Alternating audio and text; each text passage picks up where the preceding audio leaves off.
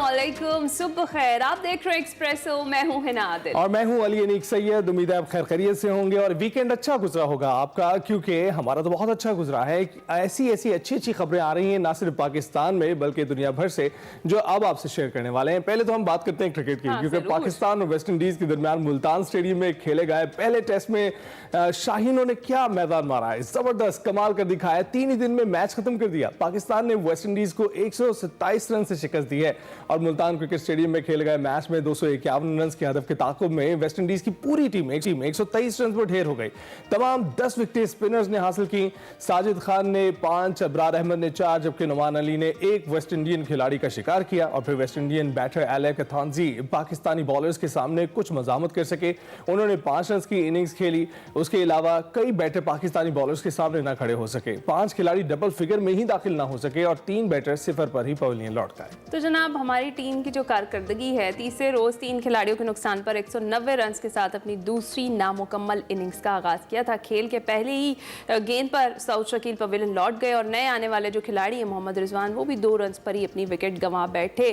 Performance overall तो बड़ी अच्छी रही है, स्पिनर्स का कमाल रहा और कह सकते हैं कि अपने जाल में उन्होंने वेस्ट इंडीज की टीम को जकड़ लिया। लेकिन बड़े सारे सवालिया निशान भी हैं, जिस पर आगे चलकर हम जरा डिटेल में डिस्कशन करेंगे कि जनाब क्रिकेट में हुआ क्या और क्या क्या मजीद बेहतर हो सकता। तो आपको स्पिनर्स को देना पड़ेगा। इनका जो ट्राइका था, ये इब्रार साजिद नोमान का, ये जबरदस्त ऐसा हम एक्सपेक्ट भी कर रहे थे। 20 विकेटें उन्होंने हासिल की हैं।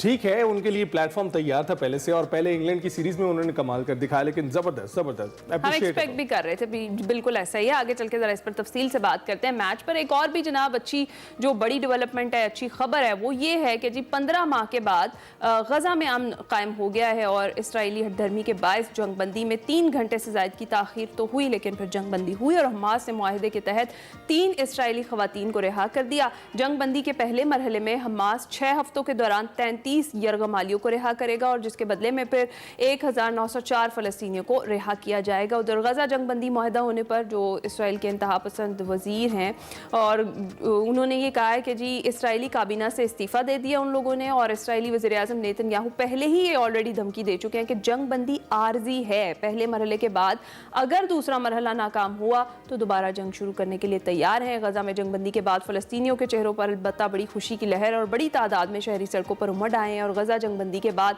मज़ामतकारों ने गजा की गलियों में गश्त किया, फिर अवाम ने वालेहाना इस्तकबाल भी किया। अक़वाम मुत्तहिदा के इदारे ऑनर के मुताबिक इमदादी सामान के जो 4000 ट्रक्स हैं वो गजा में इमदाद के लिए दाखिल होने के लिए अब तैयार हैं। सैकड़ों ट्रक रिफा बॉर्डर पर मौजूद है। हम अल्लाह ताला से दुआ करेंगे कि ये जो अमन है, ये जो जंगबंदी है, ये चले रहे। और इसके पहले दूसरे तीसरे मरहले की बात अब करना भी छोड़ दें। कोशिश करें कि जो मरहलावार चीजें हैं उसको मुकम्मल करें और फिर इस जंग से बाहर निकले, क्योंकि किसी के हक में नहीं है। लेकिन इसके साथ साथ अमेरिका का रुख करें तो वहां नौमुंतखब अमेरिकी सदर डोनाल्ड ट्रंप की हल्फ बर्दारी आज शाम होगी। वाशिंगटन डीसी में शदीद सर्दी के बायस हल्फ बर्दारी की तकरीब इंडोर मुंतकिल कर दी गई है और वाशिंगटन में पीर को दर्जा हरारत -11 तक गिरने का इम्कान है। 40 साल बाद अमेरिका के मुंतखब सदर की तकरीब इंडोर मुनक्किद की जा रही है। और कुछ विजुअल्स भी हैं कि चेयर्स और सेटअप सब कुछ हो गया था, लेकिन फिर इंडोर जो है वो मुंतकिल करना पड़ा, क्योंकि सर्दी तो बहुत है। इस चीज का अंदाजा पहले से होना चाहिए था। अच्छा, इससे कबल 1985 में सदर रोनाल्ड रेगन की दूसरी मुद्दत की तकरीब हल्फ बर्दारी जो थी वो भी इंडोर ही हुई थी और तकरीब में शिरकत के लिए टिकट रखने वाले 2,20,000 मेहमानों की अक्सरियत बजाते खुद ट्रंप की हल्फ बर्दारी नहीं देख पाएंगे और ट्रंप की तकरीब हल्फ बर्दारी में जापान, भारत, ऑस्ट्रेलिया के वज़राए ख़ारजा शिरकत करेंगे। चीन के नायब सदर अपने मुल्क की नुमाइंदगी करेंगे, जबकि पाकिस्तान की नुमाइंदगी अमेरिका में पाकिस्तान के सफ़ीर रिजवान सईद शेख करेंगे। तो उम्मीद है कि ऐसे तरीके से हो जाए। लेकिन हिस्ट्री की सख्त-तरीन हल्फ बर्दारी हो गई है, तो देखते हैं जी क्या। लेकिन आपने देखा कल कितनी धुआंधार तकरीर की है ट्रंप ने आने से पहले और गजा की जो जंगबंदी है उसका क्रेडिट भी उन्होंने खुद ही ले लिया। चलें आगे बढ़ते हुए सियासत पर बात करते हैं बड़ी खबर पर।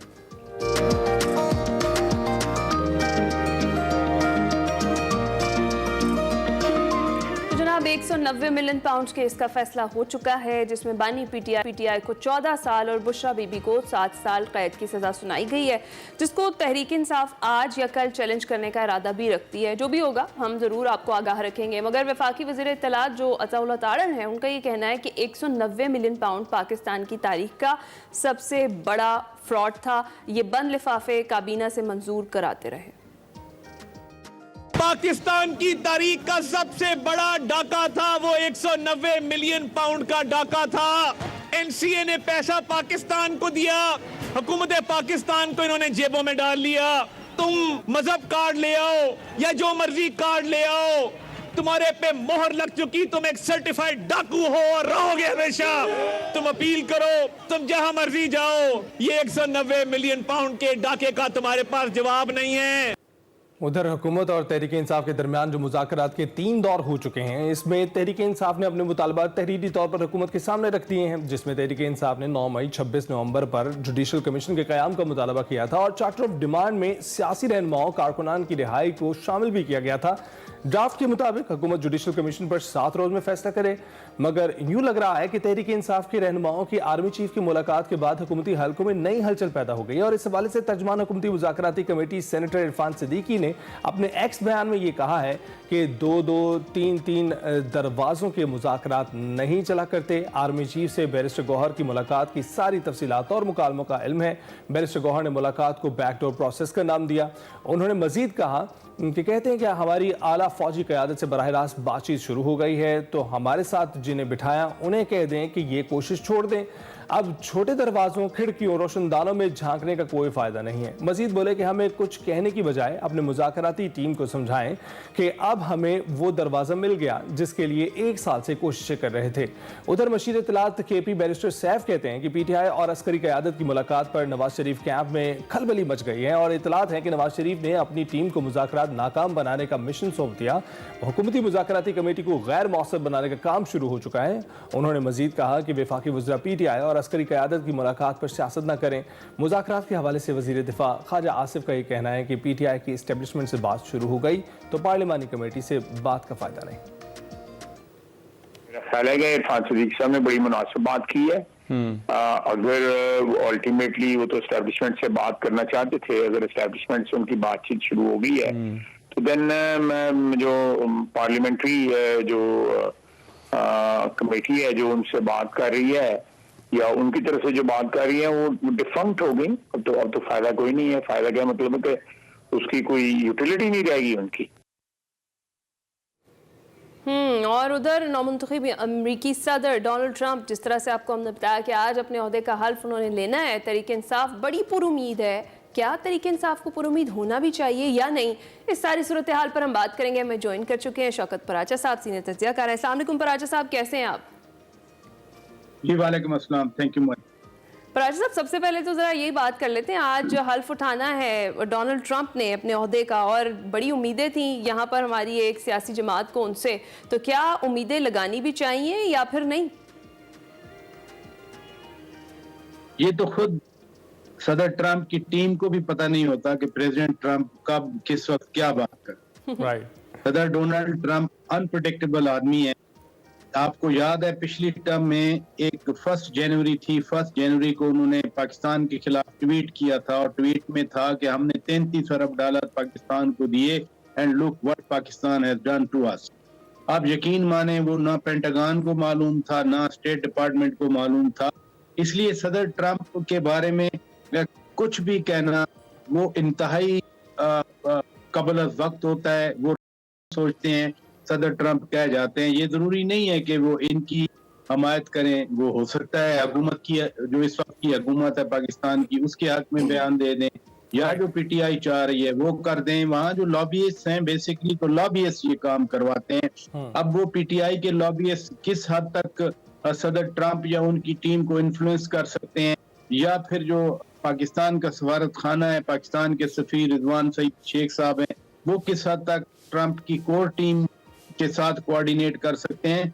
मेरा ख्याल है कि इस तरह कह देना कि कोई खुश है या कोई नाराज है, जो शख्सियत है सदर ट्रंप की उस शख्सियत को सामने रखते हुए कुछ भी कहना इंतहाई कबल अज़। बिल्कुल। तो शौकत साहब, ये तो बात मानेगी PTI भी कि उन्होंने जो अनऑफिशियल तकरीर की, जो एक पूरी बड़ी एक तकरीब मुनक्किद हुई और अपने तमाम तर साथियों को उन्होंने बुलाया और हर मुद्दे पे उन्होंने बात की है, टिकटॉक तक पर बात की है उन्होंने, लेकिन उन्होंने बानी PTI पर बात नहीं की है।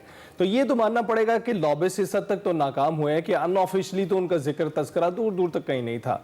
तो अब ये ऑफिशियल होने की बात सोच रहे हैं कि वो कोई ऐसी बात करेंगे जिससे जो है उनकी हिमायत शुरू होगी और इस सिलसिले में जो है कोई बंदोबस्त होगा उनके बाहर निकलने का?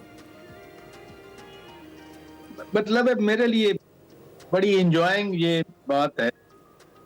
सदर ट्रंप अमेरिका क्राइसिस का शिकार है। $3 ट्रिलियन का डेट है जो अमेरिकन ने देना है। फिर अमेरिकन के गले में वो यूक्रेन वॉर पड़ी हुई है। अमेरिका के इत्तेहादी यूरोपियन, वेस्टर्न यूरोपियन, वो सारे खौफजदा हैं सदर पुतिन की इस एग्रेशन से।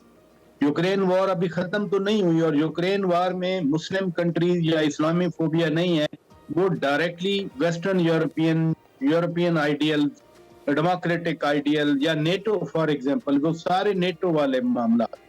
सदर ट्रंप फिर चीन के साथ उनका एक मुकाबला है। सदर ट्रंप ने चाइनीज प्रेसिडेंट शी जिनपिंग को बराह रास्त दावत दी थी कि मेरी इनाग्रेशन में आए।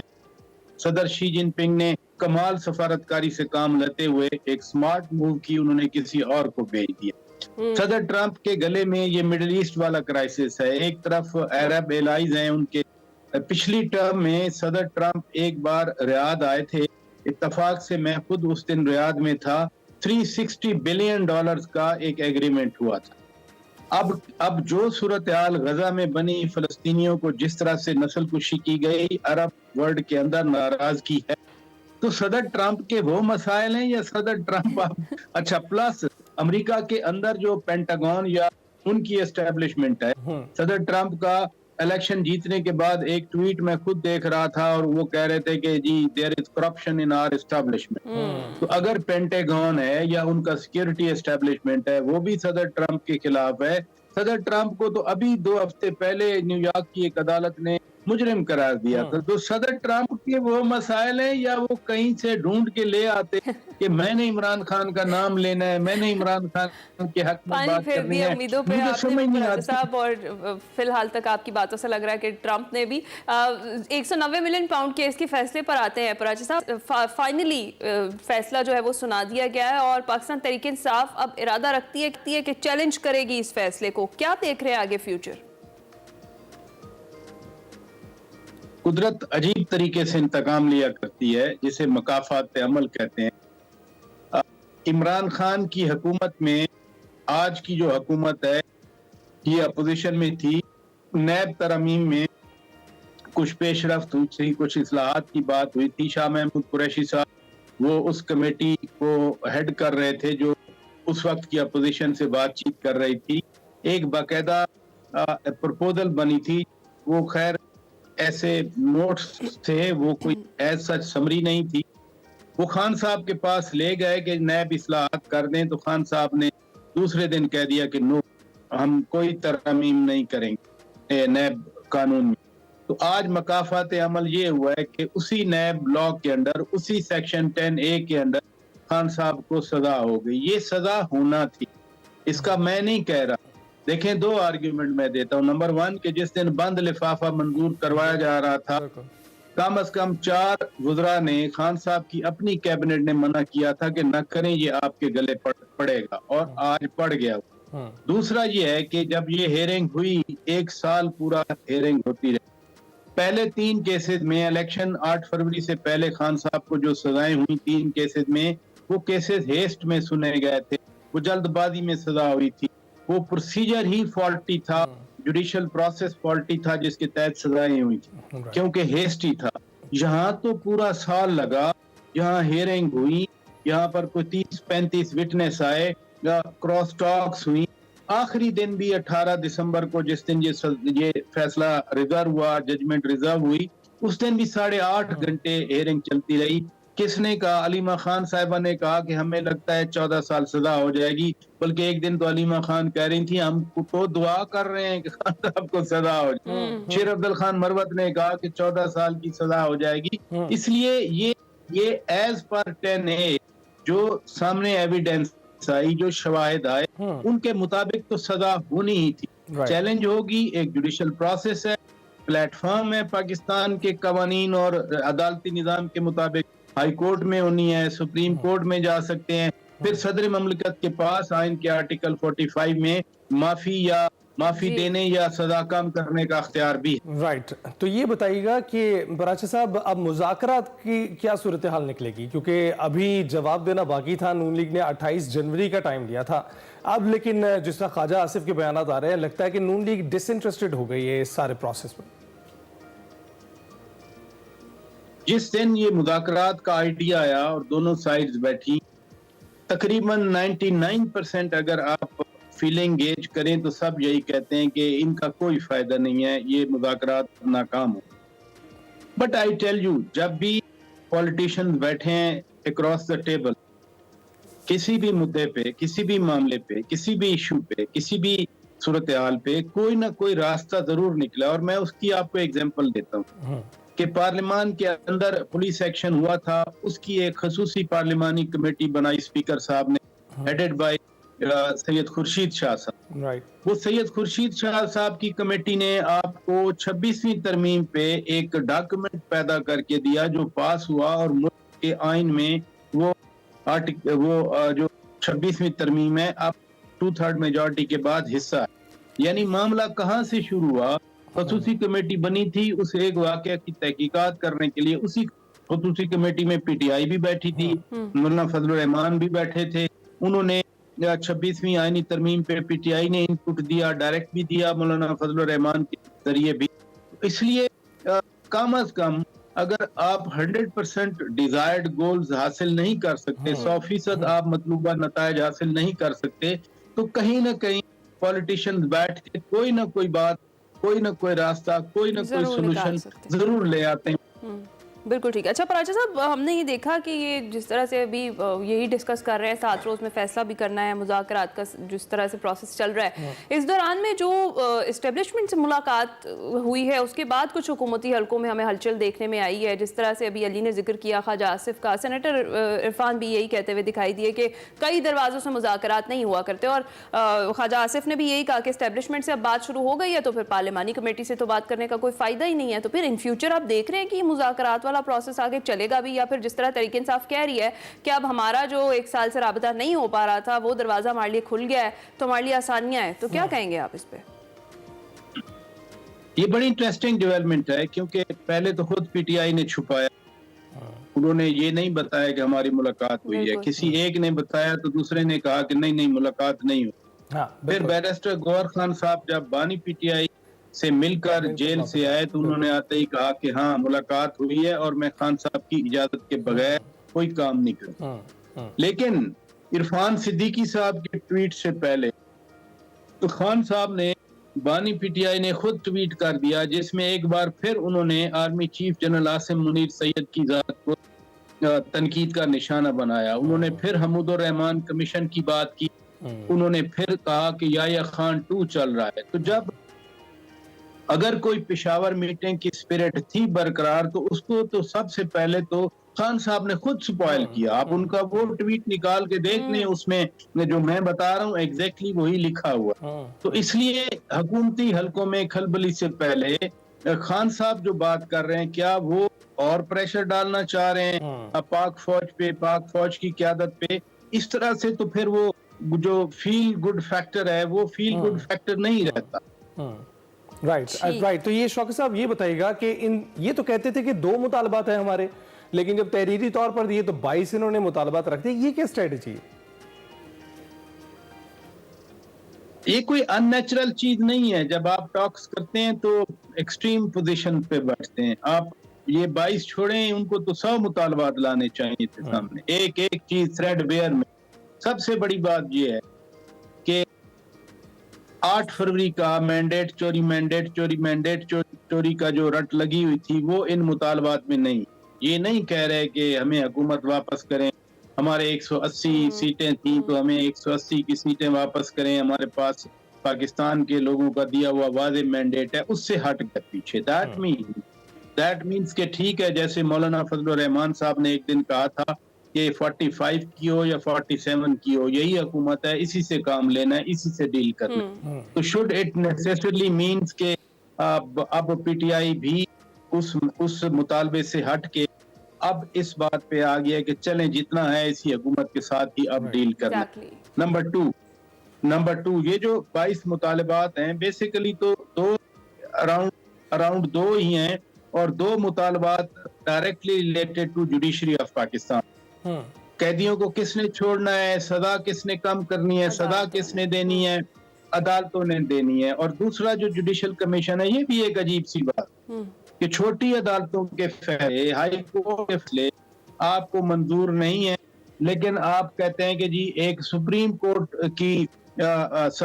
कोर्ट के जजेस पे कमीशन बन जाए, तो वो भी तो जजेस ही है ना। तो इसलिए ये एक एतराज बराए एतराज तो हो सकता है अदलिया पे।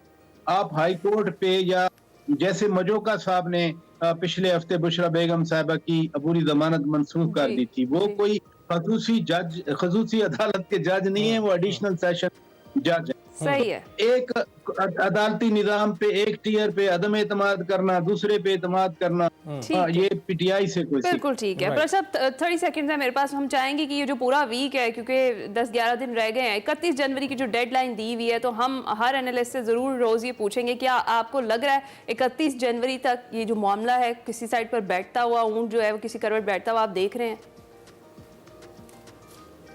मुज़ाकरात में कोई डेडलाइन नहीं होती। रेस्ट अश्योर के ये चीजें आगे चलेंगी। ये हुकूमत 28 को जवाब देगी, फिर वो खान साहब से मिलने का कहेंगे, हुकूमत 3-4 दिन मुलाकात कराने में लगा देगी, फिर खान साहब से जाकर पीटीआई की मुज़ाकराती कमेटी बनेगी, फिर मुज़ाकराती कमेटी उनका जवाब लेकर वापस आएगी, फिर कहेंगे कि जी हमारी बात सुने, ये बैठे हमारी ये बातें हैं, तो इंशाल्लाह ये सिलसिला चलता रहेगा। Thank you very much Shaukat साहब, आपने अपना तजिया पेश किया, सियासी सूरत-ए-हाल पर। हम जाएंगे एक ब्रेक पर।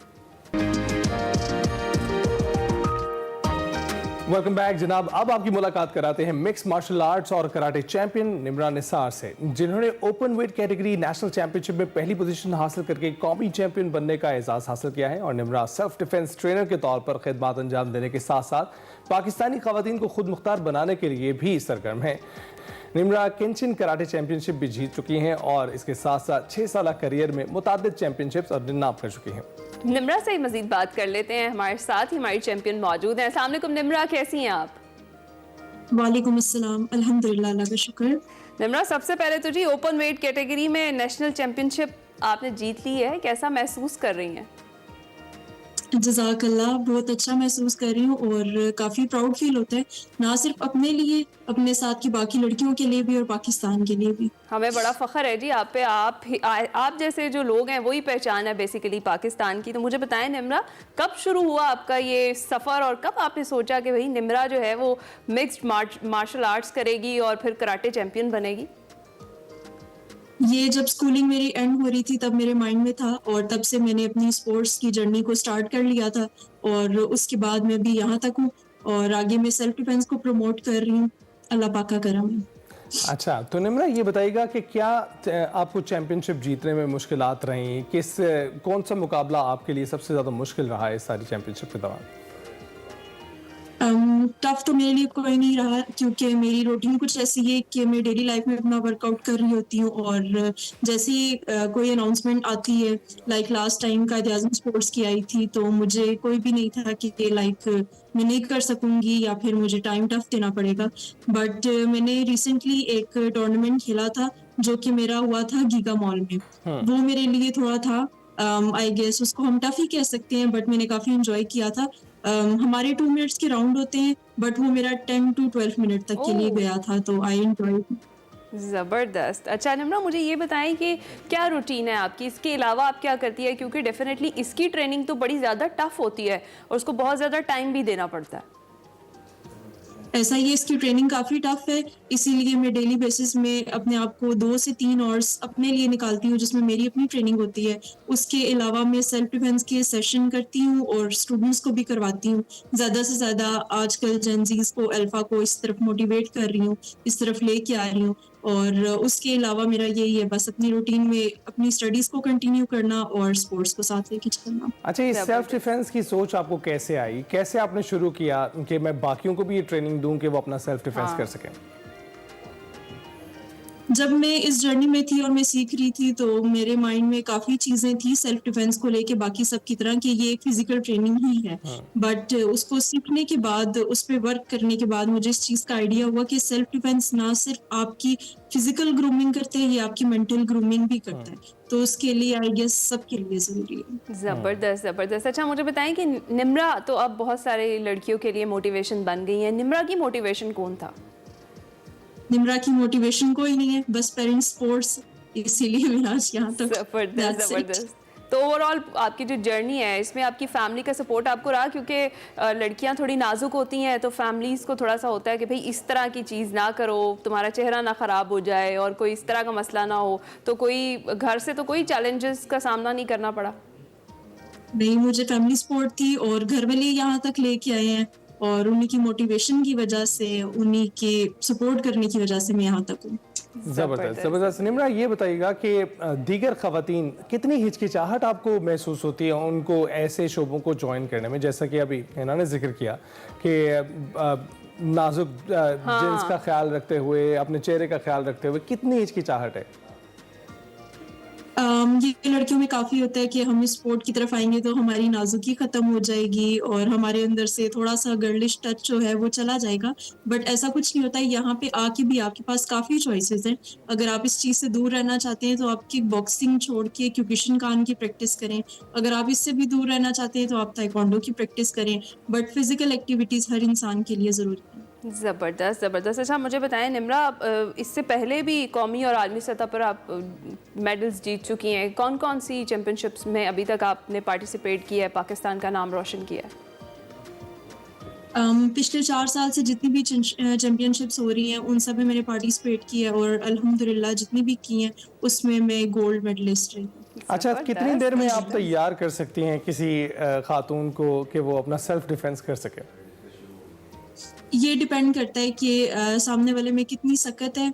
या तो आप सेल्फ डिफेंस को इसलिए यूज करना चाह रहे हैं कि आप एस्केप करें, दूसरी चीज आप इसलिए यूज करना चाह रहे हैं कि आप दूसरे को भी मुंह तोड़ जवाब दें, और उसमें तकरीबन 2 से 3 साल लग जाते हैं। लेकिन बेसिक ट्रेनिंग 3 मंथ्स का कोर्स होता है और यहाँ से ऑनवर्ड जर्नी स्टार्ट हो जाती है। ज़बरदस्त। तो निम्रा, आप जिस तरह से ट्रेनिंग कराती हैं सेल्फ डिफेंस की, तो कितनी एज से कितनी एज तक के स्टूडेंट्स हैं आपके पास?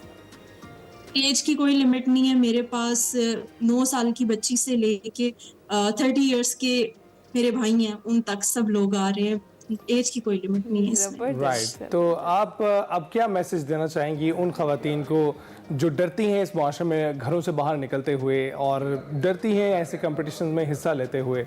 आप स्पोर्ट्स में उनको किस तरह से वेलकम करेंगी? आप उन्हें सेल्फ डिफेंस के हवाले से क्या कहेंगी? मैं सिर्फ यही कहना चाहती हूँ कि आजकल जिस टाइम में हम गुजर रहे हैं, ये जो दौर जेन ज़ी का और जेन अल्फा का है, हम लोगों को चाहिए कि हम अपनी एक्टिविटीज़ में सोशल मीडिया को निकाल के फिजिकल एक्टिविटीज़ की तरफ मूव करें, क्योंकि ना हमारी वैसी डाइट रही है, ना हमारी वैसी रूटीन रही है। उस हिसाब से अगर हमें 30 के बाद लाइक करना है तो उसके लिए फिजिकल एक्टिविटीज जरूरी है। बिल्कुल सही है। अच्छा निम्रा, आपके फ्यूचर गोल्स क्या हैं? कौन सी ऐसी चैंपियनशिप है जिसके ऊपर अब आपने नज़र रखी है कि भाई अब मैंने पार्टिसिपेट करना है और गोल्ड जीतना है? अभी मैं इस स्टेज पे लाई नहीं कर रही कि जिसमें मैं दोबारा से रिंग में उतरूं, कॉज अभी मैं सबको ट्रेनिंग करवा रही हूँ और इसी की तरफ मेरा ज़्यादा से ज़्यादा फोकस है कि पाकिस्तान में सेल्फ डिफेंस को ज़्यादा से ज़्यादा प्रमोट किया जाए। बट उसके अलावा आफ्टर ग्रेजुएशन इंशाल्लाह मैं विजिट करूँगी और इंटरनेशनल टूर्नामेंट के लिए। अच्छा, क्विक क्वेश्चन निम्रा, क्या आपको लगता है ये जो फाइटिंग स्पिरिट है ये आप रिंग से बाहर निकलकर अगर इसको अपनाए रखें तो ये उल्टा नुकसानदेह होता है? जी एग्जैक्टली, क्योंकि सेल्फ डिफेंस, स्पोर्ट्स और फिजिकल एक्टिविटीज इंसान को डिसिप्लिन ही सिखाती है। तो जब तक हम में डिसिप्लिन नहीं आएगा तो दूसरा हमसे क्या सीखेगा। वाह वाह वाह निम्रा, मैं तो बहुत ज़्यादा मोटिवेट हो गई हूँ। मुझे बताएं कि मैंने आना है उधर इस्लामाबाद आपके पास, क्योंकि सेल्फ डिफेंस के लिए तो मैंने और वो वाली सीखनी है टेक्निक जो अगले को मुंह तोड़ जवाब देने वाली होती है। तो मुझे क्या करना पड़ेगा इसके लिए, क्विकली बताएं ज़रा। आप इस्लामाबाद आए, हम आपका वार्म वेलकम करेंगे और उसके अलावा आपको हम डिफरेंट किस्म की टेक्निक्स बताएंगे, डिफरेंट किस्म के प्रेशर पॉइंट्स बताएंगे जिनको अटैक करके आपको वर्कआउट की भी ज़रूरत नहीं है, आप डायरेक्ट अटैक कर सकते हैं। भाई आपको अटैक करने की कोई जरूरत नहीं है, हम पहले से डर गए, हमने हाथ खड़े कर लिए हैं, इसलिए थैंक यू वेरी मैं मच। जरूर आऊंगी। Thank you very much Nimra, हमसे बात करने के लिए आपका बहुत बहुत शुक्रिया। और निम्रा खवातीन की हमें ज़रूरत है, क्योंकि सेल्फ डिफेंस का मामला नहीं है, आपके सेहतमंद रहने का मामला है। जी हाँ। तो सेहतमंद रहिए, खुश रहिए। ब्रेक के बाद हाजिर होंगे। वेलकम बैक टू एक्सप्रेसो जी। एक बार फिर से बात करते हैं कि 470 रोज़ के बाद गज़ा में अमन कायम हुआ है, मगर इंसानियत पर जुल्म की ऐसी दास्तान रकम हो गई है जिसकी मिसाल सदियों ना मिलेगी। फ़लस्तीनी महकमा सेहत के मुताबिक गज़ा में 15 माह में फ़लस्तीनी बच्चों और ख़वातीन समेत 47,899 फ़लस्तीनी शहीद हुए हैं। ये एक बहुत बड़ा नंबर है। 1 लाख से ज़ायद ज़ख्मी हैं और हज़ारों अभी तक लापता हैं। इस दौरान गज़ा पर 85,000 टन बारूद बरसाया गया और इस तबाही से पैदा होने वाले कचरे को उठाने में भी 10 साल से ज़ायद का अरसा लग सकता है और इससे गज़ा के बासियों को 18 अरब डॉलर नुकसान हुआ है और तामीर नौ के लिए 50 अरब डॉलर से ज़ायद दरकार होंगे। और इस जंग में हमास के सरबराह इस्माइल हनिया को तेहरान, हसन नसरुल्लाह को बैरूत और याहिया सिंवार को गज़ा में शहीद किया गया। और इस जंगबंदी के बाद हमास ने 3 इसराइली ख़वातीन को रिहा कर दिया और जंगबंदी के पहले मरहले में 6 हफ्तों के दौरान हमास 33 यरगमालियों को रिहा करेगी, जिसके बदले में फिर 1904 फ़लस्तीनियों को रिहा किया जाएगा। गज़ा में जंगबंदी के बाद फ़लस्तीनियों के चेहरों पर खुशी की लहर और बड़ी तादाद में शहरी सड़कों पर भी उमड़ आए और जंगबंदी के बाद फिर मज़ामतकारों ने गज़ा की गलियों में गश्त किया। अवाम ने उनका वालेहाना इस्तकबाल भी किया। अमरीकी सदर जो बाइडन ने उनका जो आखिरी खिताब था उसमें कहा कि गज़ा में बंदूकें खामोश हो गई हैं, मशरक़ वस्ता के लिए मेरी डील बिलाखिर नतीजा खेज साबित हो गई और जंगबंदी माहदे पर अब अमल दरामद करवाना जो अगली इंतज़ामिया है उसकी जिम्मेदारी होगी। दूसरी जानिब नौमुंतखब अमरीकी सदर डोनाल्ड ट्रंप ने हल्फ उठाने से पहले वाशिंगटन में रैली से खिताब किया और उन्होंने कहा कि गज़ा जंगबंदी हमारी तारीखी कामयाबी का नतीजा है और ये मशरक़ वस्ता में अमन के लिए पहला कदम है। ईरान के पास अब हिजबुल्लाह या हमास की मदद के लिए पैसा नहीं है और ये जो सारी सिचुएशन है इस पर हमने बात करनी है। हमें ज्वाइन कर चुके हैं डॉक्टर जमील अहमद खान साहब, हमारे साबिक सफ़ीर हैं, उनसे ही बात कर लेते हैं। बिल्कुल डॉक्टर साहब, अस्सलाम वालेकुम, कैसे हैं आप? वालेकुम सलाम, सबा बखैर। सर ये बताइएगा कि इस वक्त सूरत हाल ये है कि जंगबंदी का जो पहला मरहला है वो मुकम्मल हो गया है और 3 यरगमाली रिहा किए गए हैं। वहाँ से पहले मरहले में 90 जो कैदी थे उनको रिहा किया गया है। तो एक खुशाइन बात तो है, लेकिन आप ये मरहला पाया तकमील तक पहुँचने के बाद क्या सूरत हाल देख रहे हैं कि मरहलावार ये जारी रहेगा? नहीं, हमारी तो ख्वाहिश व दुनिया की भी ख्वाहिश यही है कि ये पहला मरहला खैर खैरियत से, बल्कि तीनों मरहले खैर खैरियत से गुजर जाएं। लेकिन इसमें बहुत सारे वसवसे हैं और क्यों हैं? वो इसलिए हैं कि इजराइल ने 1948 से लेके अब तक जो भी एग्रीमेंट किया, जो भी वादे किए या जो भी सिक्योरिटी काउंसिल की रेजोल्यूशंस पास हुई अमन के लिहाज से या किसी और लिहाज से, उसकी अमलदारी नहीं हुई। तो ये रिकॉर्ड क्योंकि खराब है, इसलिए ये वसवसा भी एक जायज़ है। तो लिहाजा इस जायज़ वसवसे को अगर जहन में रखें तो होना क्या चाहिए? अभी पहली तो बात यह है कि काबिल सताइश है कतर का और डोनाल्ड ट्रंप का ज़ाहिर है इसमें एक बहुत बड़ा किरदार है, उनके प्रेशर का बहुत बड़ा किरदार है कि उन्होंने अपने स्पेशल एनवाई को, जो कि बहुत बड़ा टाइकून है, दोबारा इसका एक रियल एस्टेट का स्टीव को उन्होंने भेज के वहाँ कतर में और बाइडन के एनवाई के साथ पेयर करके उन्होंने अपनी जो ख्वाहिश का इजहार करना था, धमकियों का को कन्वे करना था, कुछ तो पब्लिक आई और कुछ पब्लिक नहीं हुई। और फिर उन्होंने टेलीफोन पर डोनाल्ड ट्रंप ने नेतन्याहू को जो बताना था बता दिया, क्योंकि यही टेक्स्ट जो अभी आप देख रहे हैं 3 फेज का, ये मई 2004 में जो बाइडन ने ही तो प्रपोज किया था, लेकिन उस वक्त 36,000 अफराद शहीद हुए थे और अब आपने खुद फिगर दे दी कि 40,999। तो कहने का मकसद 47,000। तो फिर उनका कहने का मकसद ये है कि इतना इंतजार अगर जो बाइडन करना, देखिए अमेरिकन सदर चाहे वो कितना ही कमजोर हो, लेकिन उसके पास इतनी बड़ी ताकत है, तो बिल्कुल कर, उनके पास पैसे की ताकत है, हथियार की ताकत है, बहरी बेड़ों की ताकत है, और वो सारी जो 85,000 टन आपने जिक्र किया बम और बारूद का न देते। तो इस लिहाज से मेरा ख्याल है न सिर्फ मंशा नहीं थी जो बाइडन की, बल्कि विलिंगनेस भी नहीं था। और डोनाल्ड ट्रंप क्यों कर रहे हैं? डोनाल्ड ट्रंप ने एक तो ये कि अपने पूरे कैंपेन में कहा था कि मैं आऊंगा तो दुनिया से जंगों का खात्मा करना शुरू कर दूंगा। तो वो एक उन्होंने ये कड़ी इसकी यूं लगाई है कि एक तो उन्होंने जो कैंपेन में बात की वो पूरी हो जाएगी, दूसरा ये है कि मिडिल ईस्ट में इस वक्त डिस्टेबलाइजेशन अमेरिका के हक में नहीं है, क्योंकि मिडिल ईस्ट की डिस्टेबलाइजेशन सिर्फ गजा का ही मसला नहीं है, सिर्फ लेबनान का ही मसला नहीं है या सीरिया का ही मसला नहीं है, सबसे बड़ा मसला तो ईरान का है। ये जो स्टेबलाइजेशन अगर शुरू होती और ईरान एंगेज हो जाता तो दुनिया में एक भूचाल मच जाना था, तो तेल के लिहाज से, बाकी लिहाज से। तो बहरहाल वो उनके इंटरेस्ट में नहीं। इजराइल की तो बड़ी तमन्ना, बड़ी ख्वाहिश ये रही है कि किसी तरीके से अमेरिका को खींच के ईरान के खिलाफ खड़ा कर दे और उनके, लेकिन ऐसा नहीं। तो अब इसमें महसूस होता है फर्स्ट फेज हो ही जाएगा, सेकंड फेज तक पहुंचते पहुंचते बहुत सारे नशेबो फराज, बहुत सारे बिल्कुल। और डॉक्टर साहब, जिस तरह से नेतन्याहू ऑलरेडी उन्होंने ये धमकी दी है कि ये जो जंग बंदी है ये टेम्परेरी है, ये आर्जी है, और अगर पहले मरहले के बाद दूसरा मरहला नाकाम होता तो दोबारा जंग के लिए तैयार है, तो कहीं ना कहीं आपको लगता है खुदा न खास्ता बहाना बनाकर दोबारा से ये शुरू कर दिया जाएगा? पहले भी तो देखिए 48 से लेकर बहुत सारी मिसालें मैं दे सकता हूँ, बहाने बना के होता रहा है, लेकिन इस दफा नेतन्याहू ने सिर्फ यही बात खत्म नहीं की। वो कहते हैं कि दोबारा जो मैंने शुरू किया तो उससे और बहुत ज्यादा सोफिस्टिकेटेड तरीके से, यानी कि बहुत ज्यादा खतरनाक तरीके से मैं करूंगा ये मामला। तो ये नेतन्याहू ने पहले ही कह दिया। नेतन्याहू ने इस पे एग्री इसलिए किया, दो वजूहत उसकी हैं। सबसे बड़ी वजह ये है कि डोनाल्ड ट्रंप, जिसका मैं जिक्र कर चुका हूँ। दूसरी इसकी बड़ी वजह ये है कि इजराइल का भी तो सोल्जर्स जो हैं वहां खुदकशियां कर रहे हैं, थक गए हैं, ओवर फटीग्ड हैं, तो वो भी चाहते हैं कि कोई रिस्पाइट मिले। तीसरी बात ये कि हमास को उन्होंने थोड़ा कमजोर किया है मिलिट्रीली। 17,000 हमास के जंगजू उन्होंने मारे हैं इजराइल ने। लेकिन डॉक्टर साहब, आपको लगता है कि ये इमोशनल सेंटिमेंट जो है उनके फौजियों में, ये वजह हो सकती है, ये भी वजह हो सकती है नेतन्याहू के लिए कि उन्होंने जो जोर आजमाई करके अपनी पूरी काबीना के साथ, अपनी पूरी हुकूमत के साथ, अपनी पूरी ताकत के साथ एक जंग शुरू की और उस पर मुसल्लत रहे और उस पर हठधर्मी दिखाई, उसको वो आराम से कैसे जाने देंगे? क्योंकि अगर वो जाने देते हैं, अगर ये कामयाब हो जाती है जंगबंदी, तो उनकी हुकूमत कहाँ खड़ी होगी? उनके 3 वज़रा तो अभी से इस्तीफा दे चुके हैं। देखिए, उनको तो ये पता है ना कि जेल में जाएंगे, क्योंकि उनका तो जेल की बिल्कुल तैयारी थी। वो एक पॉलिटिकल एंगल तो बहरहाल है, लेकिन उस पॉलिटिकल एंगल को हम सिर्फ एक वाहिद अंसर नहीं कह सकते, एक वाहिद एलिमेंट इस शाखसाने का नहीं कह सकते जो पीस डील हुई है।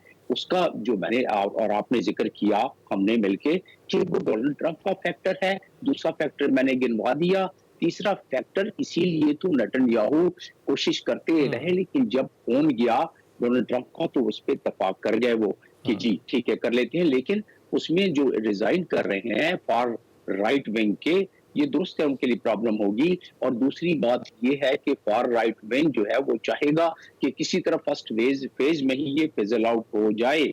तो ये फिजल आउट होने के बाद देखिए, इजराइल का एक तो मकसद पता होना चाहिए हमें तारीखी एतबार से। इजराइल समझता है कि ये उनका एक प्रॉमिस्ड लैंड है और इसीलिए उन्होंने एक नक्शा शाया कर दिया है जो कोई ग्रेटर इजराइल का नक्शा है। और इसीलिए तो आईसीसी ने, इंटरनेशनल क्रिमिनल कोर्ट ने कह दिया कि ये एथनिक क्लिंजिंग है, कह दिया कि ये जेनोसाइड है। एथनिक क्लिंजिंग का मकसद यही, और अब तो चीजें लीक हो गई हैं कि इजिप्ट से रिक्वेस्ट की है अमेरिका ने कि जी आप इनको फलस्तीनियों को ले लें, अपने सारा में बसा लें। तो चाहते थे कि गजा खाली हो जाए। देखिए 800 मजीद सेटलमेंट हुई हैं अक्टूबर 23 से लेके अब तक बिल्कुल तो और मजीद कब्जा करना चाहते हैं। बिल्कुल ठीक है। अच्छा डॉक्टर साहब, दूसरी जानिब एक और भी आप कह लें हिस्टोरिकल मोमेंट है, नौमुंतखब अमरीकी सदर डोनाल्ड ट्रंप अपने ओहदे का हल्फ उठाएंगे और 47वें सदर का हल्फ उन्होंने लेना है, तैयारियां मुकम्मल हो चुकी हैं। क्या देखते हैं इससे पहले जो उन्होंने हल्फ बर्दारी से पहले एक अपनी जो तकरीर की है उसके अंदर ऑलरेडी उन्होंने अपनी पॉलिसीज तो बहुत सारी वाजे कर दी हैं, आप कैसे देखते हैं? जी, पॉलिसीज तो मैं भी उसका अयादा कर देता हूँ और उस पर सबसे 30 सेकंड का कर देता हूँ। लेकिन क्या खूबसूरत जमहूरियत है कि पहली मरतबा जमहूरी हिस्ट्री में, खासतौर पे अमेरिका के, एक 34 काउंट पर कन्विक्ट शख्सियत ओवल हाउस में वापस जा रहा है। देख लें कि क्या ये मामला चल रहा है और इस पे बड़ी नकाद, इस पे बहुत सारी बातें कर रहे हैं। तो एक तो ये हो गया, और 47 सालों में ये पहला मौका है। 47वां सदर ये पहला सदर है कि जो कन्विक्ट होके और व्हाइट हाउस में जाए। पहले अब रहा सवाल कि उन्होंने क्या दिया डोनाल्ड ट्रंप ने। डोनाल्ड ट्रंप एक गैर रवायती सियासतदान है। डोनाल्ड ट्रंप अपने जो है अचानक फैसले करते हैं और कोशिश करते हैं उसको इम्प्लीमेंट करते हैं। पिछली दफा जो उन्होंने 100 दिनों का प्लान दिया था उसमें से तकरीबन 60% उन्होंने इम्प्लीमेंट किया। जो 40% रह गया है इस दफा वो मजीद ताकत के साथ आ रहे हैं। इस दफा दोनों हाउसेज उनके पास हैं। इस दफा उनको ज्यादा सपोर्ट है और वो कहते हैं मैं बिल लेके आऊंगा जो मुझे बिल, जैसे कि ब्यूरोक्रेट्स को जिस तरह के वो अपने एस्टैब्लिशमेंट को सीधा करना चाहती हैं, तो उन्होंने कहा मैं बिल लेके आऊंगा, उनकी प्रोटेक्शन भी खत्म कर दूंगा। और जो उन्होंने 60 के करीब तो पहले से लिस्ट जो है वो मंजर आम पर कर दी है कि मैं वो FIA के लोगों को, FBI के लोगों को निकालूंगा। इसी तरीके से 100 एग्जीक्यूटिव ऑर्डर जो कि कॉन्स्टिट्यूशन के, US के कॉन्स्टिट्यूशन के आर्टिकल 2 और सेक्शन 1 के तहत उनका अख्तियार है, उसमें वो ये डिपोर्टेशन की सारी तैयारियां, उनकी पूरा immigration department, border control department तैयार बैठा है कि जैसे ओथ लेंगे, जिस तरह के गजा की उन्होंने बात की, इसी तरीके से अब वो डिपोर्टेशन आप देख लेंगे। तो 3 मिलियन के करीब, 30 लाख के करीब लोग उस जुमरे में आते हैं। तो एक भूचाल। और फिर जो चाइना और अमेरिका का सिलसिला है, 60% टैरिफ लग गया तो एक भूचाल सा आ जाएगा हर जगह, और दुनिया में 25% टैरिफ। तो देखें कि इसमें टैरिफ में महसूस होता है कि कुछ एडजस्टमेंट, कुछ कैलिब्रेशन करनी पड़ेगी डोनाल्ड ट्रंप को। अचानक इस तरह हुआ तो खुद अमेरिका में एक गरीब आदमी मारा जाएगा, क्योंकि चीजें जो है वो इन्फ्लेशन बढ़ जाएगी, चीजें महंगी हो जाएंगी। लेकिन उनकी टीम ने इस पे काम किया हुआ है, क्योंकि वो कैंपेन में यही बात करते आए हैं। और जंगों का खात्मा वो देखें कि किस तरीके से यूक्रेन गजा का किया। यूक्रेन का ज्यादा आसान है गजा के मामले में कि वो सस्टेनेबल हो सकता है, जिस पर गुफ्तगू हो चुकी है। और वो इसलिए करना चाहते हैं कि अमेरिका इस वक्त $35 ट्रिलियन का मकरूज है, $35 ट्रिलियन का डेट है उसके ऊपर। और वो डोनाल्ड ट्रंप चाहते हैं, एक अपने कौम के लिए वो चाहते हैं कि मैं कौम के लिए ये बर्डन मैं खत्म करूं, एक्स्ट्रा हमारे एक्सपेंसेस खत्म करके अपने लोगों पे करूं। किस हद तक वो कामयाब होते हैं वक्त बताएगा, लेकिन अपने वो अज़ाइम का उन्होंने इजहार कर लिया है। और तकरीर से हमें बिल्कुल अंदाज़ा हो रहा है कि वो भरपूर तरीके से आ रहे हैं, और जो कुछ वो अपने ऑफिशियल हल्फ उठाने से पहले कहना चाहते हैं उन्होंने कह दिया है। हल्फ उठाने के बाद क्या सूरत हाल होती है, डॉक्टर साहब हम देखेंगे। बहुत शुक्रिया हमसे बात करने के लिए। ब्रेक के बाद हाजिर होंगे। प्रोग्राम के दूसरे हिस्से में खुशामदीद जनाब। टॉप ऑफ द आवर बात करेंगे क्रिकेट की ही। पाकिस्तान और वेस्ट इंडीज़ के दरमियान जो मुल्तान स्टेडियम में खेला गया पहला टेस्ट मैच था, उसमें शाहीनों ने मैदान मार लिया और पाकिस्तान ने वेस्ट इंडीज़ को 127 रन से शिकस्त दे दी। और मुल्तान क्रिकेट स्टेडियम में खेले गए मैच में 251 रन के हदफ के ताक़ुब में वेस्ट इंडीज़ की पूरी टीम 123 रन पर ढेर हो गई। हम आपको ऑलरेडी बता चुके हैं। तमाम 10 विकेटें स्पिनर्स ने हासिल की। साजिद खान ने 5, अबरार अहमद ने 4, जबकि नुमान अली ने 1 वेस्ट इंडियन खिलाड़ी का शिकार किया। अगर हम कहें कि पाकिस्तानी स्पिनर्स का कमाल हो गया और अपने जाल में जकड़ लिया वेस्ट इंडियन क्रिकेट टीम को, तो ये बिल्कुल गलत नहीं होगा। आपको बताएं कि जो हमारे एक West Indian batter Alick Athanaze Pakistani bowlers के सामने कुछ मजामत थोड़ी बहुत कर सके और उन्होंने 55 रन की इनिंग्स खेली। इसके अलावा कोई भी बैटर पाकिस्तानी बॉलर्स के सामने खड़ा ना हो सका। 5 खिलाड़ी डबल फिगर में भी दाखिल नहीं हो सके और 3 बैटर 0 पर ही पवेलियन लौट गए। जनाब, ये थी ओवरऑल सिचुएशन हमारे पहले टेस्ट की, और इसी पर हमने करनी है बात। हमें ज्वाइन कर चुके हैं हमारे स्पोर्ट्स एनालिस्ट सैयद मोहम्मद अवैस, हमें ज्वाइन कर रहे हैं और हमारे साथ होंगे सलीम खालिक साहब, और हम बात करेंगे इस मैच वाले से। अस्सलाम वालेकुम and good morning to both of you. कैसे हैं आप सलीम खालिक साहब? वालेकुम अस्सलाम, बिल्कुल ठीक, सब ठीक। सलीम खालिक साहब, क्या कहेंगे? हमने जीत लिया है जी अपना पहला मैच और वेस्ट इंडीज को शिकस्त दी है, और हमारे स्पिनर्स ने क्या जबरदस्त परफॉर्मेंस दी है। क्या कमेंट करेंगे आप ओवरऑल? बिल्कुल फतह का फार्मूला हाथ लग गया है हमारे कि स्पिन पिच बनाओ और उसमें स्पिनर्स को हावी होने का मौका दो और जीतो। तो मुसलसल तीसरा मैच जीते होम ग्राउंड पे, और मुसलसल तीसरे मैच में सारी विकेटें स्पिनर्स ने ली हैं। तो होपफुली ये चलता रहेगा लंबा, लेकिन बड़ी अच्छी परफॉर्मेंस साजिद, नौमान और अबरार ने भी विकेटें ले ली, ये भी बड़ी अच्छी बात है, वरना पहले वो दोनों ही आपस में बांट लेते थे। इस दफा उन्होंने कहा चलो आओ कुछ तुम भी आउट कर लो। बहुत अच्छी चीज है ये कि मैच जीते। टेस्ट चैंपियनशिप का वो कोई फायदा नहीं है, पाकिस्तान टीम लोवेस्ट में नंबर्स पे है, पाकिस्तान भी वेस्ट इंडीज भी, और अब तो डिसाइड हो चुका फाइनल का भी, लेकिन फतह होती है। अगर थोड़ा सा हटकर अगर हम देखें तो हमारी बैटिंग भी इस मैच में नहीं चली। जिस तरह आपने बताया कि वेस्ट इंडीज के एक प्लेयर ने 50 की बाकी नहीं, तो हमारी भी शान मसूद की 50 थी, बाकी हमारी बैटिंग लाइन ने स्ट्रगल किया, चाहे वो बाबर हो, चाहे वो रिजवान हो। हुरैरा का डेब्यू इतना अच्छा नहीं रहा, सेकंड इनिंग में वो उन्होंने थोड़ी झलक दिखलाई अपने टैलेंट की, लेकिन फिर भी वो जिस तरह नहीं खेल सके। तो नीचे भी अगर हम देखें तो ओवरऑल हमारी बैटिंग कोई इतनी खास रही नहीं। अगर दूसरी टीम थोड़ी सी अच्छी होती तो हम अपने बिछाए हुए जाल में खुद भी फंस सकते थे। 250 रन 1 रन का टारगेट कोई इतना बड़ा था नहीं, लेकिन वेस्ट इंडीज के लिए इतना बड़ा था कि 2 बारी में भी उसके लिए मुश्किल होती। तो अभी तक तो ये हिकमत अमली सही चल रही है कि जिस तरह करके जीतते रहो, लेकिन इससे यही होगा जब हम बाहर जाएंगे तो हम हारेंगे, अपने ग्राउंड में हम जीतेंगे। यकीनी तौर पर सबको हक होता है अपने होम ग्राउंड पे अपने मर्जी की पिचेस बनाए और मैच जीते। इंग्लैंड के खिलाफ जब ऐसा हुआ था तो बहुत खुशी हुई थी, मुझे भी हुई होगी, आपको भी हुई होगी। इंग्लैंड एक बड़ी टीम है, लेकिन अब वेस्ट इंडीज की टीम के खिलाफ इस तरह से फिर किया गया है, और आगे क्या पता जिम्बाब्वे आए, बांग्लादेश आए तो भी इस तरह, वो तो बेचारे वैसे ही हार जाते हैं। उनके लिए एक नॉर्मल पिच बना के जिसमें अपने बैट्समैन भी स्कोर करते, फास्ट बॉलर्स को भी कुछ मदद मिलती, तो भी फिर हम जीत सकते थे। लेकिन खैर बहुत अरसे से टेस्ट में परफॉर्मेंस खराब है, शायद इस वक्त अपने सेलेक्टर्स और टीम मैनेजमेंट की यही सोच है कि बस जीत जाए जिस तरह भी हो, और जीत होती है तो उसकी हमें अप्रिशिएट करना चाहिए, टीम को भी, स्पिनर्स को भी। अवैस आपकी तरफ आते हैं। सलीम साहब बिल्कुल ठीक कह रहे हैं, जीत 1 रन से भी हो हमें अप्रिशिएट जरूर करना चाहिए, और जिसका क्रेडिट बन रहा है उसको देना भी चाहिए। हमारे स्पिनर्स ने 20 की 20 विकेटें हासिल की हैं। इनका जो ट्राइका था साजिद, नोमान और अबरार का, उसने जो है 20 की 20 विकेटें हासिल की हैं, तो उनका क्रेडिट बनता है। ठीक है, हमारे बैटर्स भी नहीं चले क्योंकि बैटिंग विकेट नहीं थी, लेकिन क्या आप क्रेडिट देंगे, क्योंकि हम पूछना जरूरी है, जरा पता चल सके हमारी टीम को किन चीजों का आगे ख्याल रखना है, कि क्या आप क्रेडिट देंगे हमारे स्पिनर्स को, या आप भी पिच को ही क्रेडिट देंगे कि पिच इस तरह की थी जिस पर बैटर्स चल नहीं सके? देखिए, एक तो कांग्रेचुलेशंस पाकिस्तान टीम को, ऑब्वियसली बड़ी एक मस्ट विन थी। आपको पता बहुत अरसे के बाद वेस्ट इंडीज टीम यहाँ पर आ रही है, और आपकी ख्वाहिश भी थी, क्योंकि आप अगर इन दोनों टीम्स की बात करें तो टेबल में इस वक्त बिल्कुल नीचे हैं। टेस्ट चैंपियनशिप की बात कर रहा हूँ, तो आपकी कोशिश होगी कि टेस्ट चैंपियनशिप को जो आखिरी जो मरहला है उसको खत्म करें हम लोग, की टेस्ट सीरीज जीत कर यहाँ पर, ताकि हम अगली टेस्ट जो चैंपियनशिप उसमें दाखिल हों। लेकिन थोड़ा सा अनफॉर्चुनेट, मैं खुश जरूर हूँ, मैं फिर कह रहा हूँ कांग्रेचुलेशन है, क्योंकि देखें जीत होती है, आपको जीत हमेशा चाहिए होती है टीम को वापस ट्रैक पे लेकर आने के लिए, उसका कॉन्फिडेंस बूस्ट करने के लिए। लेकिन थोड़ा सा मुझे कभी लगता भी है कि अगर तनकीद करना शुरू होगा तो जैसे कल भी बहुत से लोग जो होते हैं, जो बेमौसमी क्रिकेटर्स होते हैं, वो स्टार्ट हो जाते हैं, भाई ये कहाँ से आ गए, क्रिकेट जीत रहे हैं, ये जीत रहे हैं। Let's come to the fact, आपको एक चीज समझनी पड़ेगी, वो ये है कि आप लोग 1 डायमेंशनल क्रिकेट खेल रहे हैं, और आपको नजर भी आ रहा है। देखें, अगर आप 2 सीरीज उठा के देखें, इंग्लैंड की सीरीज उठा के देखें, इस सीरीज को उठा के देखें, जो अभी एक मैच आपका हुआ है, 50 खिलाड़ी जो से 50 विकेट्स हैं, वो आपकी स्पिनर्स ने डोमिनेट किया, आपके स्पिन बॉलर्स जो से डोमिनेट करते हुए नजर आए हैं।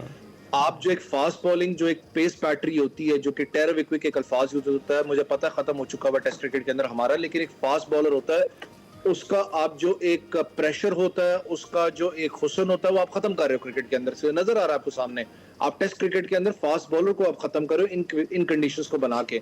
दूसरा, बैट्समैन की आप बात करें, देखें जहां पर उनके बैट्समैन स्ट्रगल करते हुए नजर आए, आपको भी नजर आया कि हमारे बैट्समैन स्पिनिंग ट्रैक के ऊपर नजर आए स्ट्रगल करते हुए। आपने पूरी जिंदगी पाकिस्तान पे सीरीज तो नहीं खेलनी, आपने इसके बाद 9 महीने के बाद अगला टेस्ट मैच खेलना है, उसके बाद आपने 14 महीने के अंदर 3 टेस्ट सीरीज खेलनी है, जिसमें अगर मैं गलत नहीं हूँ इंग्लैंड की भी सीरीज है, आपने इंग्लैंड के अंदर जाके 3 टेस्ट मैचेस खेलने हैं। मुझे पता है लोग ये भी बात करते हैं कि अपनी होम कंडीशंस होती हैं, होम एडवांटेज होता है, सारे मामला हैं, लेकिन यार आपको कहीं ना कहीं balance between the ball and bat आपको रखना पड़ता है। देखिए, आप, मैं फिर कह रहा हूँ कि आप एक फास्ट बॉलर हो, मुझे तकलीफ होती है, पेस बैटरी आप खत्म कर रहे हो। आपका पेस बैटरी की नामो निशान, आप जो आने वाला लड़का है जो कि टेस्ट क्रिकेट के अंदर जिसको लेबल लगा दिया जाता है डोमेस्टिक में कि आने वाले तुम पेस बैटरी पाकिस्तान के टेस्ट क्रिकेटर हो गए, उसको इस टेस्ट क्रिकेट के अंदर जब वो देखता है तो कहता है यार ये तो खत्म होती जा रही है टेस्ट क्रिकेट जो थी फास्ट बॉलर के लिए, मैं क्या करूंगा, डाइवर्ट होता है दिमाग।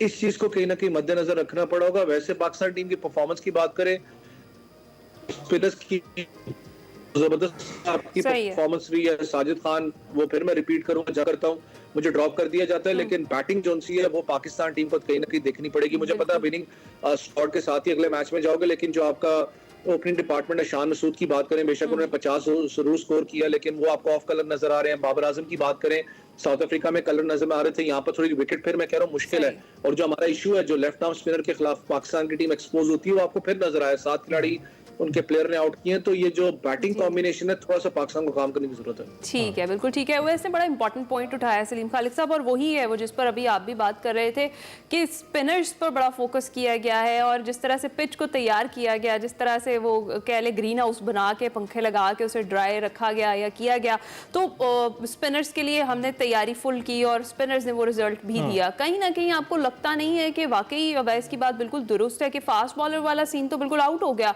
और आपको नहीं लगता कि अगला जो हमारा चैंपियंस ट्रॉफी का बड़ा इवेंट है वो भी होम ग्राउंड की अपनी कंडीशंस होंगी हमारी, और हम कॉन्फिडेंट भी होंगे, लेकिन स्टिल हमारे जो फास्ट बॉलिंग अटैक है उसको भी किसी तैयारी की, किसी प्रैक्टिस की जरूरत है उससे पहले? देखिए, यही पॉइंट कल मैंने एक्सप्रेस न्यूज में भी उठाया था शो में, यही मैंने ट्वीट भी की, और उस पे लोगों ने नेगेटिव रिमार्क्स दिए, क्योंकि लोग चाह रहे हैं कि हम जीते हैं तो हम बस जमीन आसमान के खिलाफे मिलाते रहे। बिल्कुल बिल्कुल अच्छी बात है, लेकिन जो माइनस पॉइंट है वो भी देखें आपने शाहीन आफरीदी को नहीं खिलाया, आपने नसीम शाह को नहीं खिलाया क्योंकि पिच में उनके लिए जान नहीं थी। फिर आपका मैच जब होता है बाहर तो आप खिला के बोलते हैं जा बेटा 10 आउट कर। अरे भाई, उसने टेस्ट क्रिकेट कितनी खेली, आप तो अपने होम ग्राउंड पे तो उसको खेल ही नहीं दे रहे, बाहर जाके आप तवक्को करते हैं कि जाओ करो, फिर यहाँ आप इन स्पिन पिचेस पे खिला रहे हैं, या कभी पहले डेड पिचेस होती थी, फिर यही जब जो प्लेयर बाहर जाके बैटिंग करते हैं फिर हम उनसे तवक्को करते हैं कि वो डबल सेंचुरियां बनाएंगे, तो हम अपॉर्चुनिटीज तो उनको दे नहीं रहे। हमें अपने मुल्क में भी एक ऐसा उनको माहौल देना होगा कि बाहर जाके एटलीस्ट मुकाबले के काबिल तो हो, जैसे पहले भी तो होता था ऐसा। रमीज राजा साहब जब आए, रमीज राजा साहब ने ऐसा किया कि बिल्कुल डेड पिच बनाओ, ड्रॉ करो या जीतो, वो हिकमत अमली पाकिस्तान क्रिकेट को पीछे ले गई। लेकिन उससे पहले अगर हम देखें तो हमारे पिचेस बेहतर होती थी, वहां आपको सेंचुरी डबल सेंचुरी भी नजर आती थी, वहां स्पिनर्स भी आउट करते थे, वहां पेसर्स भी आउट करते थे। शुरू में टेस्ट क्रिकेट में एटलीस्ट पेसर्स को मौका मिले थोड़ा, आखिर में चौथे पांचवें दिन तो स्पिनर्स को वैसे ही मदद मिलती है। एक सपोर्टिंग पिच होगी, उसके बाद हम बाहर जाके मुकाबला करने के काबिल हो सकेंगे। नहीं तो यही इस तरह एक ही पिच में 3-3 मैच खिला दें, जीते, और फिर उसके बाद अपने आप को हार पहना के खुश होते रहे, हमने ये तीर मार लिया, हमने वो तीर मार लिया, लेकिन बाहर की परफॉर्मेंस जो है वो ऐसी रहेगी। तो मैं फिर सलीम साहब, मैं भी आपसे कहूंगा हमें तो खुश हो लेने दे, थोड़ी देर की खुशी है उसको तो मना लेने दे, लेकिन जरूरी लेकिन है, आपका पॉइंट टेकन बिल्कुल। अवैस, आप बताइएगा, क्या ये स्पिनर्स अगर हम बाहर ले जाकर खेलते हैं कि ऐसी कारकर्दगी दे सकते हैं, और क्या आपको लगता है कि ये भी वैलिड पॉइंट है कि हमारे क्रिकेटर्स जिस तरह से शाहीन शाह अफरीदी हैं उनको ऐसी पिचेस पर जोर आजमाई करवाने के लिए भिजवाना चाहिए था? देखिए, दो चीजें हैं। अगर आप हमें टर्मिनोलॉजी यूज करते हैं वर्कलोड मैनेजमेंट की, वो वर्कलोड मैनेजमेंट बैट्समैन पे भी लागू होता है, स्पिनर्स पे होता है, लेकिन ज्यादा लागू होता है आपके पेस बैटरी के ऊपर, क्योंकि पेस बैटरी का ज्यादा वर्कलोड होता है, उसकी बॉडी बिल्कुल डिफरेंट होती है एज कम्पेयर टू इन दोनों के।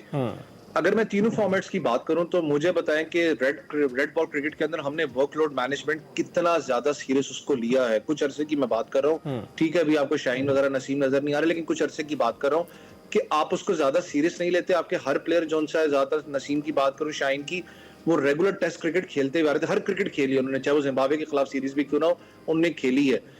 अगर आप इस वक्त बात करें टेस्ट स्क्वाड की, चले मैं बात करता हूँ, मोहम्मद अली आपके पास मौजूद थे, खुरम शहजाद मौजूद थे, मुझे नहीं पता कि मोहम्मद अब्बास को किस लिए ड्रॉप किया गया।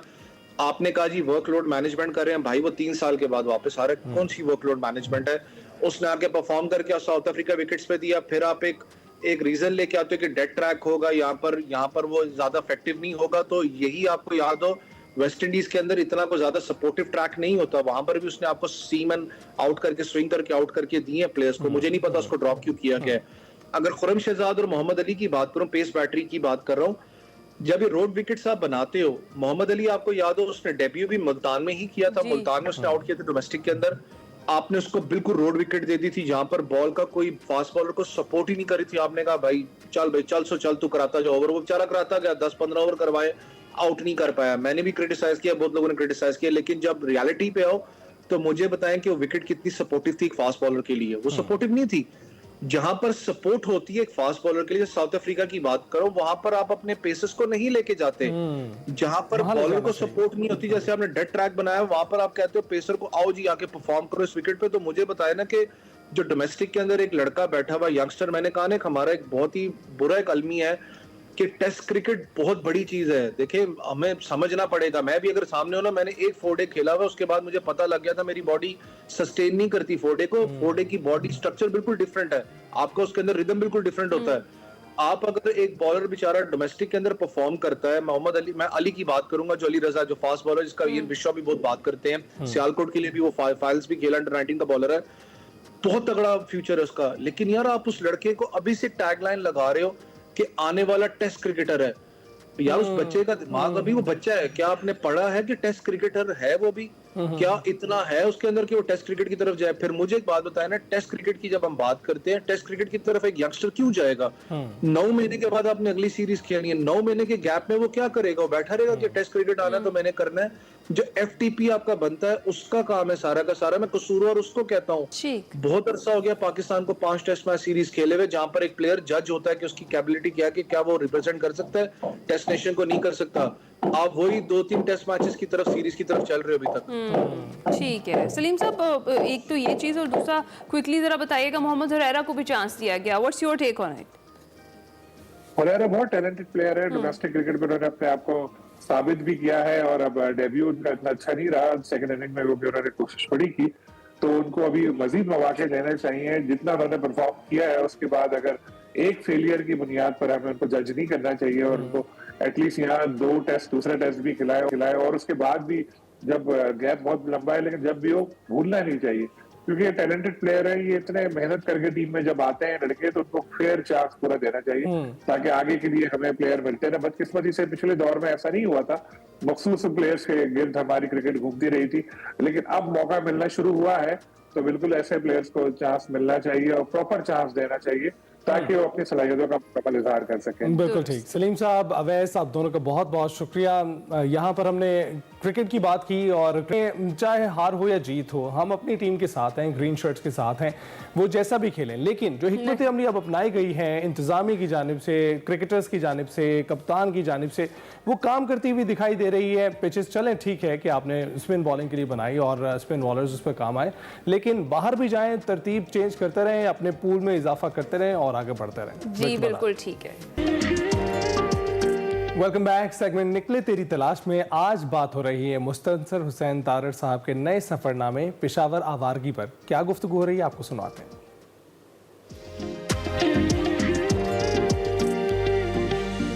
अस्सलाम वालेकुम नाज़रीन, मैं वकार अहमद और आप देख रहे हैं तारड़ साहब की एक किताब आई है, और बहुत ही अच्छी किताब है, बहुत ही कमाल किताब है। उस किताब के अंदर एक्चुअली जो कहानियाँ हैं, उनकी उस किताब के अंदर जो मुख्तलिफ वाक़यात हैं, और वो तमाम जो मामलात, हक़ाइक़ हैं, रिसर्च है, ये किताब पढ़ने के बाद पेशावर के हवाले से जो आपके ज़हन में परसेप्शन है, या जो ख्याल है, या जो कुछ आप ख्याल करते हैं पेशावर के बारे में, क्लीन क्लास यही है कि वो तब्दील हो जाएगा, और मुकम्मल जो पेशावर का मंजरनामा आपके ज़हन में है वो तब्दील हो जाएगा। पेशावर की कई ऐसी जहतें हैं जिनसे हम उस तरह वाकिफ़ नहीं हैं। तो पेशावर के हवाले से जो उन्होंने सफ़रनामा रखा है, तारड़ साहब से सवाल भी हम इसी सफ़रनामे के हवाले से ही करना चाहते हैं।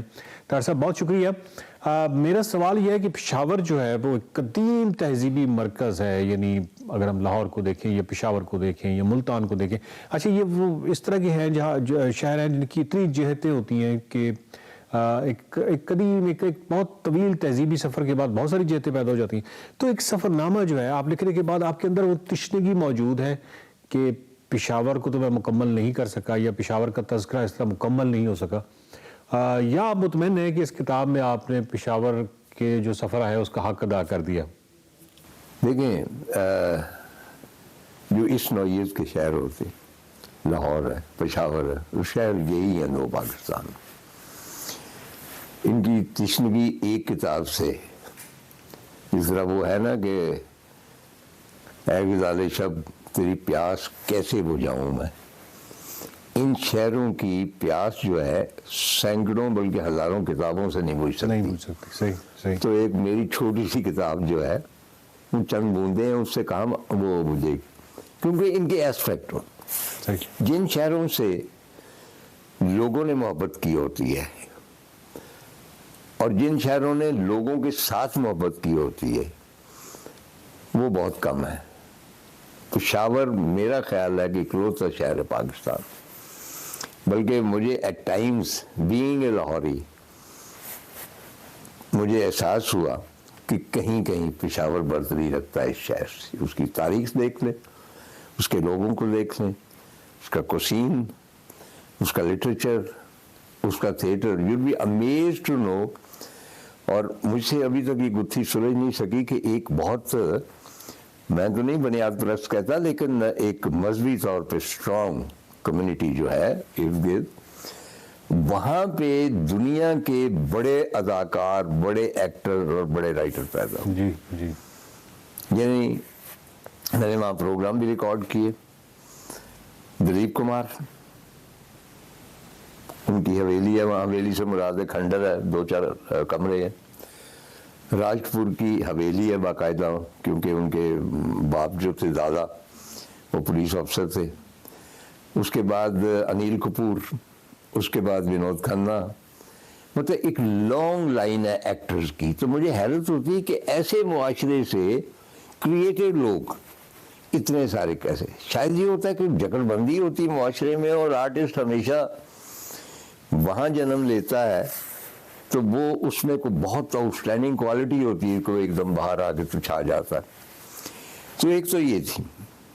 बाकी खेल की दुनिया में मुझे तफसील से जाने की जरूरत नहीं, स्क्वाश पूरी दुनिया में सही सही। और हमारे क्रिकेट के खिलाड़ी खान साहब, यूनुस खान वगैरह, मतलब है कि पेशावर में इतना कुछ है कि वो एक किताब से सारा कुछ कवर नहीं हो सकता। सबसे बड़ी खुसूसियत उसकी सेकुलरिज्म,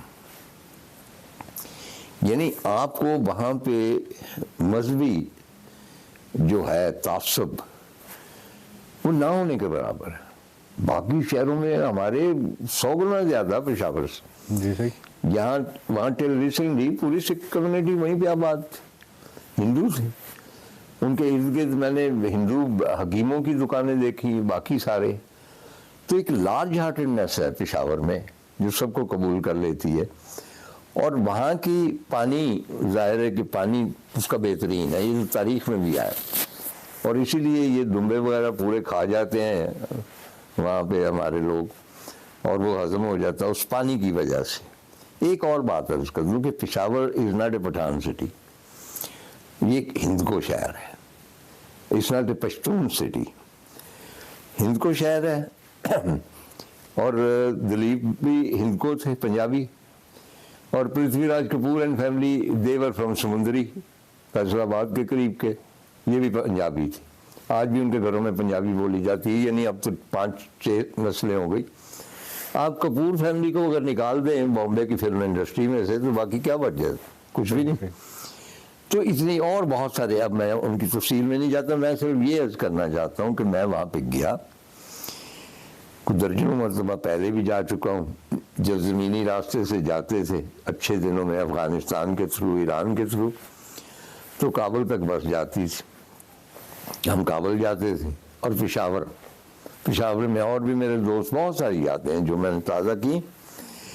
तो वो हक नहीं, असल सेठी है वहाँ पे एक दोस्त, और उनके तवस्सुल से मैं वहाँ पे गया। और वहाँ पे मैंने तकरीबन वो तमाम चीज़ें देखी जो तारीखी, और उनका इतना ज़्यादा असर हुआ। मैंने यही लिखा कि जो भी वहाँ पे गया ना, वो जड़ें पकड़ जाती। यानी आप, मेरा ख्याल है कि मैं भी 1-2 माह रहा हूँ तो मैं भी वहाँ जड़ें पकड़ जाऊँ, वो ऐसा शहर है। बहुत बहुत शुक्रिया तार साहब। और नाज़रीन, इसमें कोई शक नहीं है, तार साहब ने बिल्कुल दुरुस्त बात कही है कि पेशावर की पे किताब लिखने से उसका हक तो कभी भी नहीं अदा हो सकता। बेशक हज़ारों किताबें लिखी, क्योंकि उसकी डायमेंशन, उसकी जिहतें इतनी ज़्यादा, हर कदीम तहजीबी शहर की ये इतनी ज़्यादा जिहतें होती हैं कि उनको कवर करना बहुत मुश्किल होता है। उसमें बहुत सारी सब्जेक्टिविटी, बहुत सारी मारूजियत होती है, मौजूइयत होती है, जिसको क्यों कर कवर किया जा सकता है। लेकिन पेशावर बहुत खूबसूरत फूलों का शहर। ये किताब भी ज़रूर पढ़िएगा, और मेरा ख्याल है कि इस किताब में आपके लिए बहुत सारी चीज़ें जो है वो पेशावर के हवाले से नई होंगी। Welcome back. तो जनाब आपको बताते हैं कि 1997 के बाद सिंधी जुबान में बनने वाली पहली फीचर फिल्म अपना आलमी डेब्यू कर चुकी है। राहुल एजाज की हिदायतकारी में बनने वाली सिंधी फिल्म सिंधु की गूंज की कहानी दरियाए सिंध और उसके गिर्द बसे लोगों की जिंदगी पर मबनी है। और जो फीचर फिल्म सिंधु की गूंज है, इसका प्रीमियर 21 जनवरी को जयपुर फिल्म फेस्टिवल में किया जाएगा। ये पाकिस्तान फिल्म इंडस्ट्री के लिए एक तारीखी लम्हा होगा और फिल्म 3 बैनुल-अक़वामी फिल्म स्टूडियोज के इश्तराक से जनाब बनाई गई है, जिसमें पाकिस्तान, जनूबी कोरिया और बांग्लादेश की प्रोडक्शन स्टूडियोज ने हिस्सा लिया है। पाकिस्तान के मारूफ अदाकार शमोन अब्बासी फिल्म के एग्जीक्यूटिव प्रोड्यूसर हैं और ये एंथम फिल्म्स की पहली डिस्ट्रीब्यूशन है। फिल्म का जो वर्ल्ड प्रीमियर है कराची में 16 जनवरी 2025 को हो चुका है। फीचर फिल्म 1997 में सिनेमा घरों में आखिरी बार रिलीज होने वाली सिंधी फिल्म हिम्मत के बाद पहली सिंधी फीचर फिल्म है और इंडस एकोज न सिर्फ दहाइयों पर पहली सिंधी ज़बान की प्रोडक्शन है, बल्कि ये पाकिस्तान, बांग्लादेश, जनूबी कोरिया और इक्वाडोर के दरमियान पहली मुश्तरका प्रोडक्शन भी है और इस पर हमने करनी है जी बात। बिल्कुल, इसके लिए हमारे साथ हिदायतकार मौजूद हैं फिल्म के राहुल एजाज और उसके साथ हमारे साथ मौजूद है अंसार महर, जो कि अदाकारी के जौहर दिखा रहे हैं इस फिल्म में। बहुत शुक्रिया आप दोनों का हमें ज्वाइन करने के लिए। कैसे हैं आप दोनों? हम thank you thank you very much. Rahul, सबसे पहले आप बताइएगा कैसे आपको लगा कि अब सिंधु की गूंज पूरी दुनिया में जानी चाहिए? बिकॉज कोई और कुछ नहीं तैयार नहीं था, तो हमने कहा हमने पूरी करने की करेंगे। 30 साल होने वाले हैं सिंधी फिल्म को आए सिनेमास में, तो एंड एवरीबडी जिससे मैं बात करता था कि सिंधी फिल्म बनाई जाए, तो कहते थे कि क्यों, और उसका जवाब ये मेरे पास ये होता था कि क्यों नहीं। एंड आई थॉट कि अब बहुत इंतजार हो चुका, अब खुद ही करना चाहिए। So I thought I will do it. जबरदस्त। Ansar, what was your feelings जब आपको स्क्रिप्ट मिला और आपका उस वक्त का क्या हाल था, और उसके बाद फिर आप कैसा महसूस कर रहे हैं कि इतने अरसे के बाद, ऑलमोस्ट एक दहाई के बाद जो सिंधी फिल्म है, फीचर फिल्म वो आई है? एक्चुअली बीइंग अ सिंधी मेरे लिए काइंड ऑफ एक प्राउड था कि मैं किसी ऐसी फिल्म में काम कर रहा हूँ जो कि इतने टाइम के बाद रिलीज हो रही है। लाइक अ सिंधी फिल्म जो लास्ट टाइम 97 में रिलीज हुई थी, तब मैं पैदा भी नहीं हुआ था, और उसके बाद जो दूसरी फिल्म रिलीज हो रही है वो मैं कर रहा हूँ, तो वो एक काइंड ऑफ मेरे लिए एक बहुत ही एक प्राउड मोमेंट था कि उस फिल्म में मैं होऊंगा। और जब स्क्रिप्ट मिला था, तो जिस तरह स्क्रिप्ट की कहानी थी, उसके जो डिफरेंट कैरेक्टर्स थे और जिस तरह उनमें डिफरेंट फीलिंग्स और जो भी एक लेयर्स थी कैरेक्टर्स में, वो बहुत चैलेंजिंग थी। तो उसको करने के लिए जो प्रॉपर रिहर्सल से जितना टाइम लगा, वो काफी इंटरेस्टिंग था। राइट। राहुल, आप बताइएगा कि हु चोज दिस टाइटल, ये जो इंडस एकोज का टाइटल है, क्योंकि इंडस के बारे में तो वी ऑल नो कि जो मैनकाइंड जिस ओल्डेस्ट सिविलाइजेशन को जानता है वो इंडस ही है। तो आपको कैसे तजवीज़ किसी ने किया या आपने खुद कैसे चुना कि ये नाम रखा जाए? इसका जनाज़िमा मैं लूंगा बिकॉज काफी सालों से एक्चुअली मैं आइडियाज जो भी सोच रहा हूँ वो इंडस से इंस्पायर्ड हो रहे हैं, मेरे ना चाहते हुए होने के बावजूद। So everything I think of comes back to Indus. So I think Indus Echoes is something that was very natural to me. कि पहला जो आइडिया है Indus Echoes उसी के साथ लोग जाएं, और ये फिल्म लिखी भी इसलिए मैंने भी है और उसको मैंने की है। ओके। तो राहुल, ये जिस तरह से 3 हमने देखा कि बैनुल-अक़वामी स्टूडियोज का इश्तराक है जिससे ये बनाई गई है, जिसमें पाकिस्तान है, जनूबी कोरिया और बांग्लादेश के प्रोडक्शन स्टूडियोज ने हिस्सा लिया है, इस स्टोरी पर भी ज़रा रोशनी डालें ना। ये कितना बड़ा, और ये कितना बड़ा आपके लिए ये अचीवमेंट है, और दूसरा ये कि ये इसका जो शाहकार निकला है इंडस एकोज, वो कितना ज़बरदस्त है।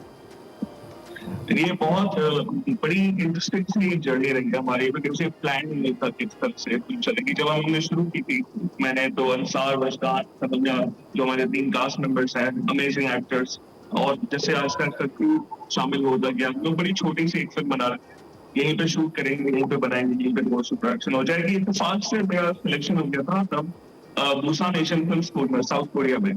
तो मैं फिल्म शूट के 1 महीने बाद मैं बुसान मूव कर गया था, तो 7 महीने मैंने 2023 के वहां पे गुजारे, और मेरे आसपास जो लोग फिल्म मेकर्स का ग्रुप बढ़ गया, you know, from all across Asia, all across the world, I'm meeting filmmakers, and उनमें से जो मेरे दोस्त थे और जो दोस्त बन गए, they all started really appreciating the project और फिर वो भी साथ कोलैबोरेट करना शुरू हो गया हमारे साथ और ये आहिस्ता जो है हमारा ग्रुप इस तरह से बढ़ता गया and then more countries got involved. Paul Bettany, Solo, Tanir Sen, so all of these came together to make this film. Right तो अंसार आप बताइएगा कि अब जरा कैरेक्टर पे अपनी रोशनी डालिएगा। आपका कैरेक्टर इस मूवी में किन पहलुओं को एक्सप्लोर कर रहा है? एक्चुअली इस फिल्म में जो मेरा कैरेक्टर है वो एक पर्टिकुलर कोई एक कैरेक्टर नहीं है, उसमें मैं 3-4 कैरेक्टर प्ले कर रहा हूँ क्योंकि मूवी जिस तरह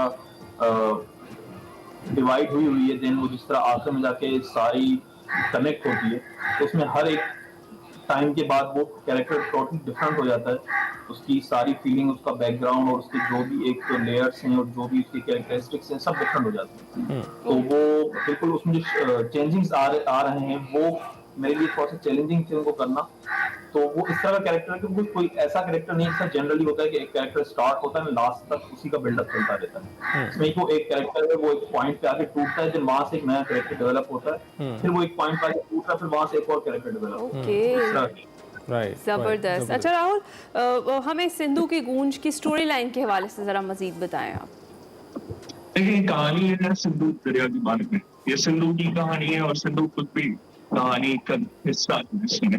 और जो हमारी स्टोरी स्ट्रक्चर की अगर हम लोग बात करें तो दिस इज लाइक 5 कहानियां और इन 5 कहानियों में आपको शायर मिलेंगे, भाई मिलेंगे, लवर्स मिलेंगे, ऑल ऑफ अस, किसान मिलेंगे, मछेरे मिलेंगे, आपको बहुत सारे लोग मिलेंगे जो हमारे आसपास होते हैं जिनको हम लोग देखना पसंद नहीं करते और देखना नहीं चाहते और देखते भी नहीं है, प्रिटेंड करते हैं हम उनको नहीं देखते हैं। और वही है तो हमारे बेसिकली जो अपनी सोसाइटी का जो फाउंडेशन है वो वही बनाते हैं and in those characters so all of this come together to tell each of their own small stories. हम लोग सारी उनकी जिंदगी में 10-15 मिनट के लिए जाते हैं और फिर आगे बढ़ते हैं अगली कैरेक्टर्स की दुनिया में जाने के लिए और वो सारे कनेक्टेड हैं अपने सिंधु दरिया से। So Sindhu is the one that carries us through all the stories. तो अंसार आप बताइएगा कि आपको जो अपनी टीम के साथ किन मुश्किलात का सामना रहा? आप दीगर ज़बानों में भी काम करते होंगे, सिंधी ज़बान में काम करने का जो एक एक्सपीरियंस था वो कैसा आपका रहा? बिल्कुल, मैं जिस तरह नापा से ग्रेजुएट हूँ, मैंने एक थिएटर की मेरी जर्नी है, पिछले 7 साल से मैं थिएटर कर रहा हूँ। तो उसके बाद जब मुझे सिंधी स्क्रिप्ट मिली तो वो मेरे लिए जैसा एक एक्साइटमेंट थी क्योंकि मैं शुरू से उर्दू में और समहाउ इंग्लिश में काम करता आ रहा हूँ, तो वो एक एक्साइटमेंट थी कि हाँ मैं ज़रा अपनी जो मेरी नेटिव लैंग्वेज है मैं ज़रा उसमें मुझे काम करने का मौका मिलेगा। तो इस तरह का था। प्लस वहाँ पर जो हम शूट कर रहे थे तो हर दिन एक डिफरेंट एक्सपीरियंस होता था, हर दिन हम एक नई चीज़ को एक्सपेरिमेंट करते थे कि अच्छा क्योंकि हमने शूट किया था फरवरी में, अब हम थे हैदराबाद में, तो वहाँ पे हर 2 घंटे के बाद मतलब टोटली मौसम चेंज हो जाता था। अगर आपको सुबह में सर्दी हो रही है तो दोपहर के 2 बजे इतनी तपती धूप के आप चल नहीं सकते। तो वो सारी चीजें हमने शूट के बीच में एक्सपीरियंस की। इवन आई रिमेम्बर कि हमने बॉयल पानी पिया था क्योंकि वो एक जगह रखा हुआ था और हम ऐसी लोकेशन थे कि हम कहीं जा नहीं सकते थे, तो हमें मजबूरन वही पीना पड़ रहा था। तो वो बहुत ही उस वक्त काफी मुश्किल था, लेकिन अब क्योंकि वो एक मेमोरी बन गई है, बहुत इंटरेस्टिंग लगता है वो सोच करके हमने इतनी मेहनत की फिल्म बनाने। जबरदस्त। अच्छा राहुल, वैसे हम देखें तो जिस तरह से हमारी फिल्म इंडस्ट्री पाकिस्तान की जवाल का शिकार है पिछले काफ़ी अरसे से, उस सारी सिनेरियो में उस चीज़ को देखते हुए आपको क्या लगता है, और जिस तरह से आपने ये काम किया, ये कल्चरल सिनेमास की प्रमोशन के लिए किस तरह से आपके जैसे लोगों को आगे आना चाहिए और इसकी प्रमोशन में अपना किरदार अदा करना चाहिए? स्पेसिफिकली अगर हम ये इसकी बात करें तो ये वर्ल्ड वाइज भी बड़ा फेमस है, ये जो हमारा सिंधी कल्चर है ये इंडिया में बहुत ज़्यादा फेमस है। तो इसकी प्रमोशन के लिए और इस तरह के काम के लिए क्या लगता है आपको, कितनी ज़्यादा मेहनत की मजीद ज़रूरत है और किस तरह लोगों को आगे आना चाहिए?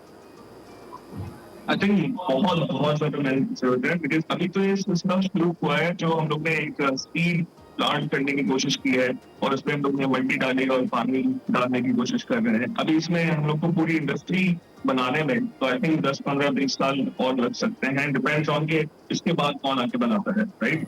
और जरूरी नहीं कि हम लोग सिर्फ एक ही किस्म की कल्चर को प्रमोट करने के लिए मूवीज बनाए, बिकॉज पहले भी सिंधी सिनेमा होता था।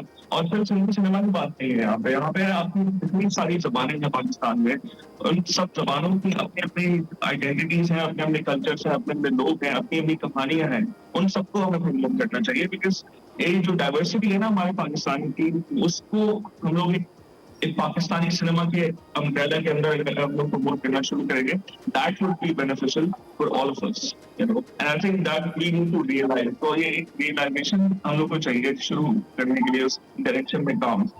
उसमें फिर पता नहीं कितने टाइम लगता है, जिसमें आपको सपोर्ट मिलती है, नहीं मिलती है, फिर बहुत मसले आते हैं, बहुत मसले आए, आगे भी आएंगे, फेस करते रहेंगे। But let's see what happens. Ansar, आप जिन लोगों ने अभी तक ये मूवी नहीं देखी, उनको क्या पैगाम देना चाहेंगे? मैं उनको यही पैगाम देना चाहूँगा कि अपनी मसरूफ ज़िंदगी से कम 1 घंटा निकाल कर इस मूवी को ज़रूर देखें, क्योंकि इस मूवी में बहुत सारी ऐसी चीज़ें हैं जो बाकी मूवीज़ बनती हैं बहुत मज़े की होती हैं, जो कमर्शियल मूवीज़ हमारी बनती हैं बहुत सारी चीज़ें होती हैं उसमें, बट इसमें जो एक चीज़ है वो बहुत डिफरेंट है। अगर उस फिल्म को देखकर जो उसका एक फ्लो है, जो उसकी एक जो इमोशन है, जिस इमोशन से वो फिल्म बनी हुई है इंडस्ट्री को, उसमें ज़रा जब आप देखते हैं तो आप प्रॉपर उसमें चले जाते हैं।